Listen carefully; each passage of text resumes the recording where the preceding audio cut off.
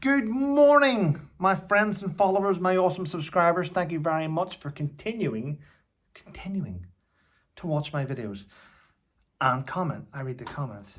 Yes. And why not? It's free. No. Oh God, I shouldn't have done that. I did that once before and went, why not? It's free, and brought myself closer to the camera. And I had someone in the comments tell me that I had triggered their PTSD, which I think was a complete lie. But there we go. Yeah. Facts don't care about your feelings. Just saying. It's Saturday. Been up since the crack of dawn. Don't know anyone called Dawn. It's a saying. Don't want to offend someone with Dawn who has a big crack. You know what I mean? I just have to keep myself. My son's away with his mum. They're away fishing. I had to pack the car up this morning and off they went. Yes. And I want to point this out. I was going to do a video on this yesterday and I was stunned because cast your minds back 2 days ago, I did a live stream. I took part in a live stream from a YouTuber called the Duchess of North Sussex, who mentioned someone's name. The wonderful Sue Smith was in that live stream, and we chatted. And it turns out that someone that I don't really know that well, but someone that I actually felt sorry for. I felt sorry for that individual. And I used to say, if you need anything, give me a shout, you know where I am, blah, blah, blah. Turns out that individual was an obsessed stalker that causes more trouble than enough, who is part of the veterans community and is, in my opinion, a very nasty individual, who was smiling to my face. They live near me, smiling to my face, but then stabbing me in the back. That's nasty people. But then I thought, well, that's all they've got, because when I look out my window, when I look towards their individual house, I see that they've never had a visitor. They never had friends over. You know, they're lonely. So I suppose they live on the internet. Anyway, yesterday I get up and I made breakfast. We were relaxing in my home. And I walked up and I looked at my letterbox. And in my letterbox, hanging, was a letter addressed to me. But don't tell me this is a coincidence. It had their name at the top. Their name, my address. I was a little bit taken back. I went, whoa. In fact, I'll tell you exactly what I did. I went straight on my WhatsApp. I called Fiona. She came on the WhatsApp video. I turned the phone around and I took her up. I said, look at that. Look at that, Fiona. It just came through my door. And she was stunned. And she was like, what? I said, yeah. Anyway, all these thoughts went through my head. I took it out. I set it on my table, my kitchen table. I looked at it. I looked right around that envelope. It was a little parcel. And it had a stamp on it, but there was no date on it. So it hadn't been processed. In my opinion, it hadn't been through the post office. It was a proper thing. Their name, my address, the stamp was not stamped. And I thought, what? Okay, let's look at this logically, Trevor. Turn it over, sender, someone, and the number of their house and their postcode. So I Googled the postcode from the sender and got the address. And then I started thinking, Trevor, use your head here. What would a normal person do? Well, a normal person would take that parcel and take it across to the place where it's meant to be. But what if you do that, Trevor? What would happen? Well, that individual has a ring doorbell, and they would record me coming to their house. How would that look? That would look like I was going to their house, maybe harassment. So don't take it to their house, Trevor. Don't do that. What will you do? Oh, well, what I'll do is I found out the address of the sender. I'll put it in an envelope.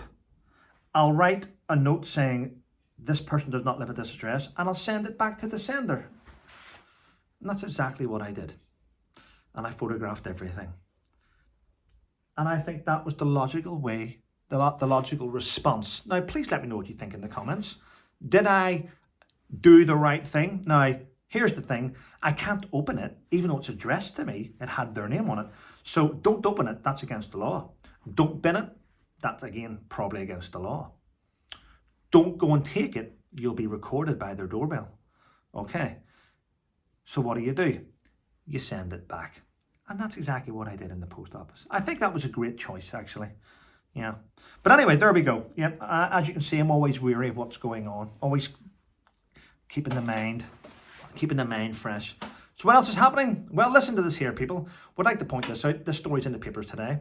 There's quite a few stories in the papers today about one of the young children that was brutally killed in Southport had their funeral. Heartbreaking. Sad. There's been knife crime and stabbings across Germany. It's becoming a thing, isn't it? A certain demographic are using knives all the time, machetes and knives, and ban it. I'm sure they are banned. It's a banned weapon. But I find it weird that Keir Starmer's ruined things in such a short time. He's the shit. He's worse than Liz Truss. He's worse than Liz Truss. I'm starting to think that Keir Starmer is a descendant from an evil dictator, the way he's behaving. The way he's behaving towards, I mean, imagine taking, and I want to point this out because I have lots of pensioners that watch this, and I am in your team, because my parents are pensioners. I am in your team. I mean, to take away winter fuel allowance and then a 10% increase in fuel, is Sir Keir Starmer trying to kill off the rest of the pensioners that were left behind from this certain medical thing that took place not that long ago? For 3 years we were all locked. For 3 years we were all locked up. Yep, I remember it. And you can say, well, you didn't have to take it, Trevor. No one forced you. Well, actually they did, because I wasn't allowed to go into. You had that scanner, NHS. Remember the scanner? I wasn't allowed to go and visit my parents in another country unless I had taken the pill, let's call it. Unless I had taken it. I mean, so you weren't forced to, but you were treated like a leper if you didn't. Do you remember them times? Remember all the brain dead people that went into restaurants? I was one of them. I'm sorry, sir, but you can't come in unless you have the mask on. Okay, yeah, mask on. No, sir. If you're sitting down eating, you can take your mask off. Oh, so it's okay to take it off when I'm sitting down. Yep, perfectly fine. And all these other families are perfectly fine. Yep, perfectly fine. Okay. What if you go to the toilet? Oh, put your mask back on. So if I stand up, mask on, sit down, mask off. Yep. What about the family to my left? They're 2 meters away. Yeah, but they're in their own bubble. Oh, but what? That's that bubble. They're in their bubble. They're in their bubble, and you're in your bubble. Okay. But we're going to go past each other in the toilet. Yeah. Wear your mask. I mean, it was just bullshit. I mean, it was mental. It was like, oh my God. Anyway, there we go. So what's been happening? Quite a few things, actually. Jeremy and Jenas used to play for Newcastle United, actually. Football pundit, BBC, has been sacked, and he's been airbrushed out of all their online stuff. He's been sacked because it's alleged he sent inappropriate text to another presenter. Wow. The airbrushed him, sacked him straight away. I find that strange. I mean, the BBC kept the paedophile that is Hugh Edwards. They kept him on and give him a pay rise. Yet they've got rid of somebody for inappropriate text. Jeremy and Jess at the minute has brought lawyers in to deal with this. He said it's wrong. He hasn't done what they've said he's done. So basically what he has done is he may have offended. So this is me looking into this from what he said.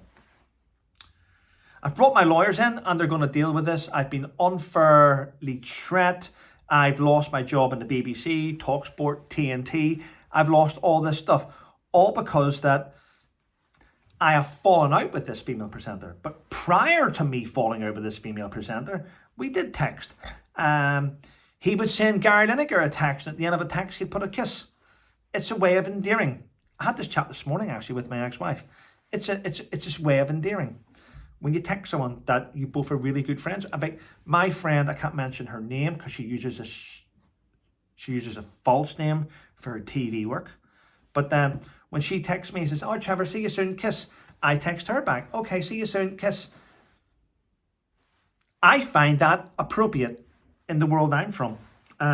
I do little kisses to my mother. I do them to people that I care about. Do you know what? Sometimes I do it to Charlie, my veteran friend. Little kiss. Sometimes, not all the time. So if you fall out with someone and they go, "Oh, I find that as sexual harassment," we'll have to look at this. But I do find that people are now taking the piss out of things. And a lot of time people are trying to get people sacked. So it opens up an opportunity for them to take that job. Just my stance on it. Right. In the media today, yes, the Royal Fox tour is being spoke about. Yeah, the tour where there's now rowing over this, isn't there? Yeah. Did Colombia pay £3.5 million to cover their fake royal tour? Which works out at £375,000 a day it costs Colombia. Harry and Meghan's PR team have hit back and went, no. We paid for that ourselves. Stop. They have said they paid for that tour themselves, 3.75 million. For all that security? I mean, there was helicopters brought in, sniffer dogs to search areas, dozens of security guards everywhere they went, snipers to counter potential snipers. They did this in Colombia. But they can't afford to do it coming to the UK, to stay in Buckingham Palace where it's completely secure. Can you see the bullshit? Can you see it? Oh, but they have hit back, Harry and Meghan, saying they have released a video. Yes, go and look for it. They've released a video saying, "We are now going to gift the people of Colombia presents for their wondrous generosity towards me and my husband." Yeah. Harry, tell them what they got. "We are donating drum kits." Yes, drum kits to help the families of Colombia. And we're also going to donate equipment for a socio-emotional type gym. Oh, a place to sit and think. What are you donating? Rugs? Pillows? Maybe a comfy chair? We don't know what that means, but but it's nice. The people of Colombia, which many live in poverty and fear of kidnapping and hostages and rape and drugs and shootings and stabbings, can sleep safe tonight because they have extra drum kits donated by His Ex-Royal Highness. Well done. Proud of you. You've done well. Grandmother would be proud. No, that's a bit too far. Take that back. Yes. Right, I'd like to end on a little thing this morning, which is a little bit strange, but there we go. Paul Hollywood. Yes, the Bake Off co-host has left Bake Off fans reeling. They're fuming at him because he's come out with a stance on the Victoria Sponge. He has stated that the Victoria Sponge is not a cake. It's not a cake. And people that think a Victoria Sponge is a cake are a little bit delusional. Yes, the Victoria Sponge is actually a sandwich. It's a sandwich. Paul, I'm going to point this out. I know nothing about baking. I know nothing about making beautiful sweets for cake shops. But I do know what a fucking sandwich is, because I eat them every day. A sandwich consists of bread, or a type of bread. A sandwich is not sponge. I'm not qualified, Paul, but if you would like me on Bake Off to explain this to you, give me a shout. You can contact me on my email address, and I will happily educate you on the bullshit that you're now trying to put out towards the British public. Anyway, listen, thank you for tuning in. Thanks for sticking with me. Congratulations to many of the veterans out there today that are being put forward for their podcast awards,